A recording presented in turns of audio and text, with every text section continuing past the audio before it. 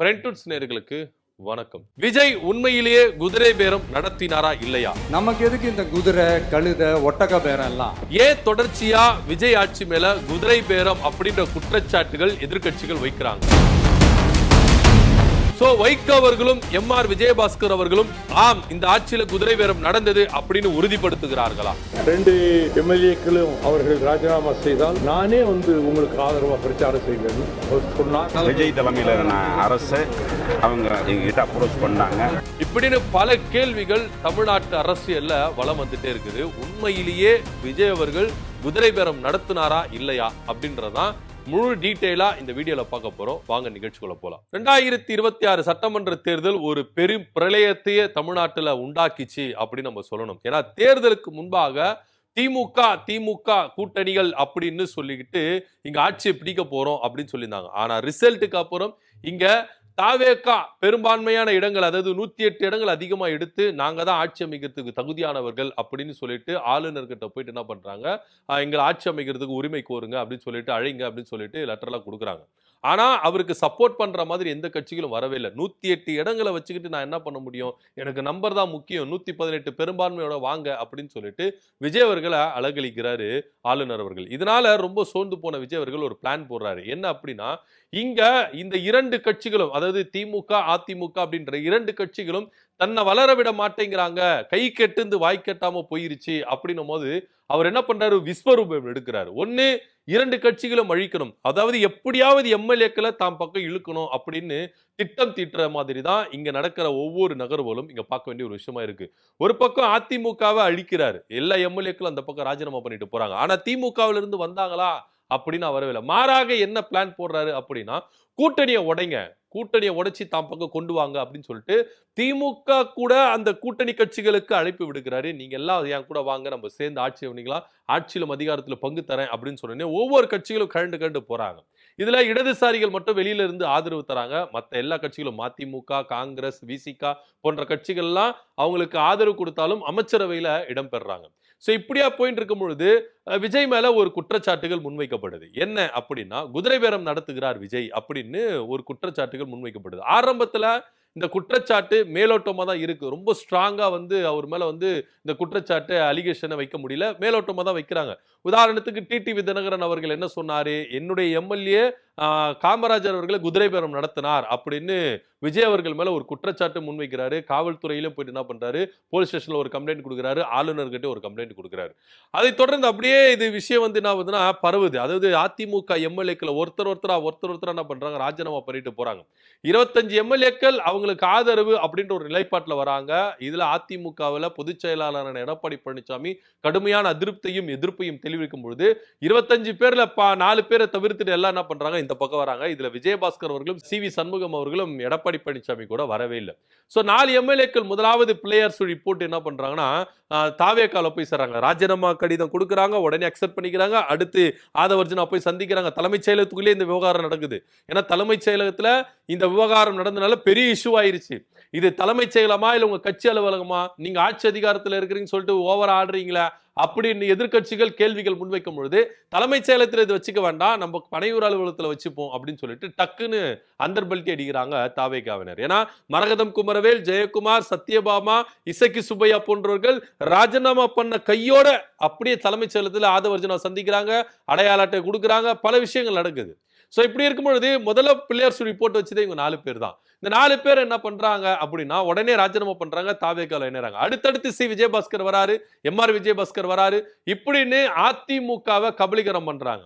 So இது ரொம்ப வீரியம் அடைகிறதுனால குதிரை பேரம் நடத்தப்பட்டுச்சுங்க, ஆமாங்க அதுக்கு நாங்க சாட்சிங்க அப்படின்ற ரேஞ்சுக்கு ஒரு பக்கம் பாஜக போய் ஆளுநர் சந்திச்சு புகார் கொடுக்குறாங்க, ஒரு பக்கம் அதிமுக போய் என்ன பண்ணுது புகார் கொடுக்குது, இன்னொரு பக்கம் திமுக போய் என்ன பண்றது புகார் கொடுக்குது. சோ இப்படியா புகார்கள் அடிக்கிட்டே இருக்கிறாங்க. ஆமா இந்த குதிரை பேரம் இந்த ஆட்சியில குதிரை பேரம் நடக்குது. இது பொதுவெளியில பயங்கரமா பேசும் பொருளாவது. இன்னும் சொல்ல போனா மக்கள் மத்தியில ஒரு பெரிய தாக்கத்தை ஏற்படுத்துறாங்க, குதிரை பேரம் நடத்துறாங்க அப்படின்னு. இதை உறுதிப்படுத்துற விதமா வைகோ அவர்களும் ஒரு விஷயத்த சொல்றாரு. என்ன அப்படின்னா, என்ன திமுக கூட்டணியிலிருந்து வெளியே வர சொன்னாங்க, 2 எம்எல்ஏக்களை ராஜினாமா பண்ண சொன்னாங்க, அந்த 2 எம்எல்ஏக்களை ஜெயிக்க வைக்க வேண்டியது என் பொறுப்பு, நானே பிரச்சாரம் பண்ணி ஜெயிக்க வைக்கிறேன், என்ன கூட்டணியிலிருந்து வெளியேற சொன்னார் விஜய். இத விஜய் அவர்கள் கூட வைகோ அவர்கள் 1 மணி நேரம் பேச்சுவார்த்தை நடத்துறதுல பேசி இருக்கிறாங்க அப்படின்னு பொதுக்கூட்டத்திலே சொன்னாரு, வெளியில பிரஸ் மீட்ல வந்து சொன்னாரு. இது பயங்கரமான ஒரு கான்ட்ரவர்சி. விஜய் அவர்கள் பேருக்கு களங்கம் விளைவிக்கிற அளவுக்கு இது வந்து உறுதிப்படுத்துது. அது ஆமாம், அவர் உதயபேரம் நடத்தினார், அதுக்கு வைகோ அவர்கள் சாட்சி அப்படின்னு சொல்லிட்டு விஷயங்கள் நடக்குது. சோ இப்படி இருக்கும் பொழுது இதை வந்து அப்படியே அந்தர்பல்ட்டி அடிக்கிறார் வைகோ அவர்கள். நான் எப்ப சொன்னேன்? அப்படிலாம் சொல்லவே இல்லையா, அதெல்லாம் நடக்கவே இல்லையே, நீங்களா உங்க யூகத்துக்கு பேசிக்காதீங்க அப்படின்னு சொல்லிட்டு அப்படியே பிளேட்டை மாத்துறாரு.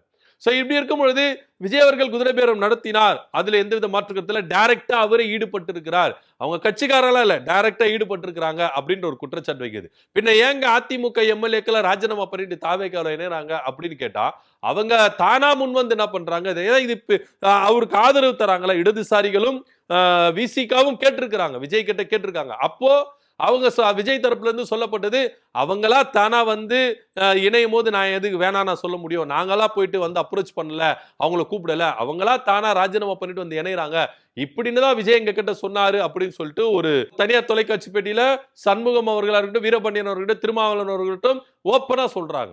சோ இப்படியா இருக்கும் பொழுது விஜய் வந்து குதிரை பேரம் நடத்தினாரா இல்லையா அப்படின்ற ஒரு பெரும் சர்ச்சைகள் போய்கிட்டே இருந்தது. தாவேக்காவை இது வட்டம் அடிச்சுட்டே இருந்தது அப்படிதான் சொல்லணும். இன்னைக்கு அதிமுகவிலிருந்து விலகி போன கரூருக்கு போயிட்டு இவரு இடைத்தேர்தலுக்கு வாக்கு சேகரித்துட்டு வந்தார் பாருங்க, அந்த முன்னாள் அமைச்சர் எம்.ஆர். விஜயபாஸ்கர் அவர்கள் பேட்டி கொடுக்கிறார். என்னன்னா, நாங்களா அதிமுகவுக்கு போகவில்லை, அதிமுக தரப்பினர் நாங்களா அதிமுகவிலிருந்து தாவேக்காவுக்கு போகல, தாவேக்கா தரப்பினர் எங்களை அப்ரோச் பண்ணாங்க அப்படின்னு ஒரு குண்டத்துக்கு போறாரு. அப்போ இதுல வெட்ட வெளிச்சமா என்ன தெரியுது? அப்போ தாவேக்கா வாலண்டியரா போயிட்டு ஒவ்வொரு எம்எல்ஏக்களை தேடி கண்டுபிடிச்சு நீங்க என்ன பண்ணுங்க, ராஜினாமா பண்ணுங்க, தாவேக்காவுல இருந்து இணைங்க அப்படின்னா இதுக்கு பேர் என்ன? இதுக்கு பேரு குதிரை பேரமா? ஒரு வகையில பார்த்தா இது வந்து திருட்டுத்தனம் அப்படின்னு அமமுக பொதுச் செயலாளர் டிடிவி தினகரன் அவர்கள் கடுமையான காட்டமான சொற்களை சொல்றாரு. ஏன்னா இது திருடுறதுக்கு ஒரு சமம். அடுத்த கட்சி எம்எல்ஏக்களை உங்க கட்சிக்கு கொண்டு வாங்க, நீங்க எதுக்கு அப்ரோச் பண்றீங்க? அப்ப என்ன மாதிரி அப்ரோச் பண்ணது, என்ன மாதிரி ஆஃபர்கள் கொடுக்கப்பட்டது, பல சந்தேகங்கள் நம்மளுக்கு வருது. ஏன்னா எம்.ஆர். விஜயபாஸ்கர் அவர்கள் தெரிஞ்சு சொன்னாரோ தெரியாம சொன்னாரோ, ஆனா அவர் ஒரு உண்மையை சொல்லி இருக்கிறாரு. விஜய் தரப்பினர் எங்களை அப்ரோச் பண்ணாங்க, நீங்க ராஜினாமா பண்ணிட்டு வாங்க, அதிமுகவில் நீங்க இருக்காதீங்க அப்படின்னா அப்போ என்ன ஆஃபர்கள் பேசப்பட்டது, என்னென்ன அப்ரோச்மெண்ட்கள் வைக்கப்பட்டது? உங்களுக்கு பணம் கொடுக்கறேன்னு சொன்னாங்களா, இல்ல பதவி கொடுக்கறேன்னு சொன்னாங்களா, என்ன அமைச்சர் பதவி கொடுக்கறேன்னு சொன்னாங்களா, என்ன மாதிரி ஒரு அப்ரோச்மெண்ட் நடந்தது? இதை விவரிக்க வேண்டியது எம்.ஆர். விஜயபாஸ்கர் அவர்கள். இன்னைக்கு வெட்ட வெளிச்சமா தெரிஞ்சிருச்சா விஜய் அவர்கள் டைரக்டா வந்து குதிரை பேரத்துல ஈடுபட்டு இருக்கிறாருன்னு? இது வந்து ஒரு மர்மமாவே இருந்தது. இவர் வந்து குதிரை பேரம் நடத்தினாரா இல்லையா அப்படி இப்படின்னு சொல்லிட்டு பல விஷயங்கள் இருந்தது. ஒரு பக்கம் வைகோ அவர்கள் உறுதிப்படுத்துகிறார், எங்க எம்எல்ஏக்களை ராஜினாமா பண்ணிட்டு திமுக கூட்டிலிருந்து வெளியே வர சொன்னார் விஜய், ஓப்பனாவே சொன்னாரு அப்படின்னு சொல்றாங்க. இந்த பக்கம் எம்.ஆர். விஜயபாஸ்கர் எங்களா கேட்டா அப்ரோச் பண்ணாங்க, சி விஜயபாஸ்கர் கிட்டையும் எம்.ஆர். விஜயபாஸ்கர் கிட்ட அப்ரோச் பண்ணியிருக்கிறாங்க, தாவேகா தரப்பினர் அப்ரோச் பண்ணியிருக்கிறாங்க. அது மாத்திரம் இல்லாம ஓஎஸ் மணியன் என்ன சொன்னாரு, சி விஜயபாஸ்கர் டைரக்டா வந்து என்கிட்ட பேசினாரு, அண்ணே நீ அதிமுக கூட்டிலிருந்து வெளியே வந்து உங்களுக்கு அமைச்சர் பதவி நான் வாங்கி தரேன், ஓஎஸ் மணியன் சொன்னாரா இல்லையா? சோ அப்போ இங்க திட்டமிட்டு அதிமுகவை நிலக்குலைய வைக்கணும், அதிமுகவை அழிக்கணும், அதிமுக ஒன்றுமெல்லாம் ஆக்கணும், அதிமுக இருக்கிற எம்எல்ஏக்களை தாம் பக்கம் இழுத்துட்டு அதிமுகவை நிர்கதியா நிப்பாட்டணும், இதை எண்ணமா தானே இருக்கிறார் விஜய் அவர்கள்.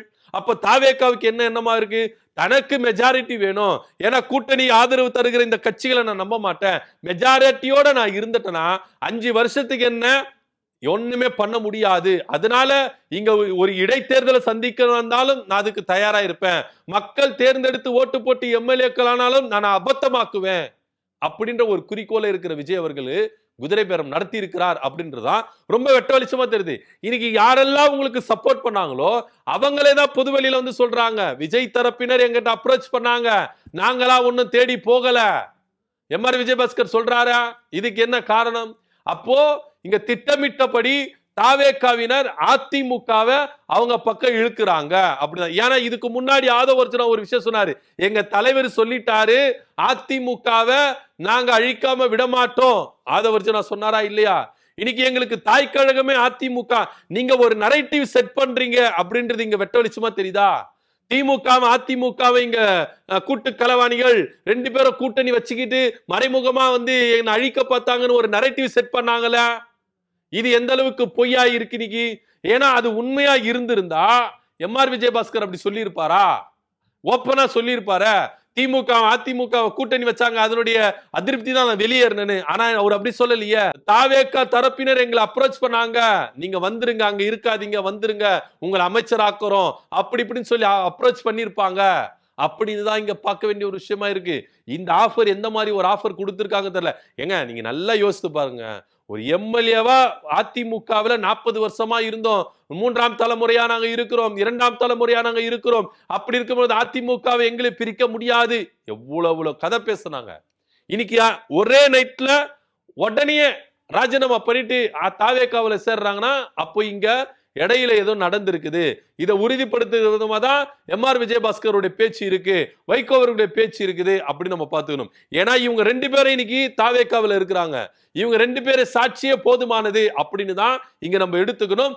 ரொம்ப வெட்ட வெளிச்சமா தெரியுது, பச்சையா தெரியுது. தாவேகா இங்க ஒவ்வொரு அதிமுக எம்எல்ஏக்களையும் அப்ரோச் பண்ணி தான் அவங்க பக்கம் இழுக்கிறாங்க. இங்க குதிரை பேரம் நடந்திருக்குது அப்படின்னு ரொம்ப வெட்ட வெளிச்சமா தெரியுது. சோ ஆளுநர் கிட்ட 3 எதிர்கட்சிகளும் வந்து என்ன பண்ணிருக்காங்க, கம்ப்ளைண்ட் கொடுத்திருக்காங்க, புகார் கொடுத்திருக்காங்க. சோ ஆளுநர் அவர்கள் எந்த அளவுக்கு அதிரடியான உத்தரவை பிறப்பிக்க போகிறார் அப்படின்னு தெரியல. ஆக மொத்த விஜய் தலைமையிலான தாவேகா அரசு குதிரை பேரத்தில் ஈடுபட்டிருக்கு அப்படின்னு ஒரு பக்கம் வைகோ உறுதிப்படுத்தினார். இப்போ எம்ஆர் விஜயபாஸ்கர் அவர்கள் உறுதிப்படுத்திருக்கிறார் அப்படின்றது ரொம்ப வெட்ட வெளிச்சமா தெரியுது. இப்படிப்பட்ட ஆட்சி நடத்தணுமா, ஏன் ஒரு பொது தேர்தலை சந்திக்க கூடாதா, தைரியம் இருக்குதா அப்படின்னு எடப்பாடி பழனிசாமி கேள்வி கேட்கிறத இங்க நம்ம மென்ஷன் பண்ணி தாகணும். இதை பத்தின கருத்து அப்படியே கீழே கமெண்ட் பண்ணுங்க. நன்றி, வணக்கம்.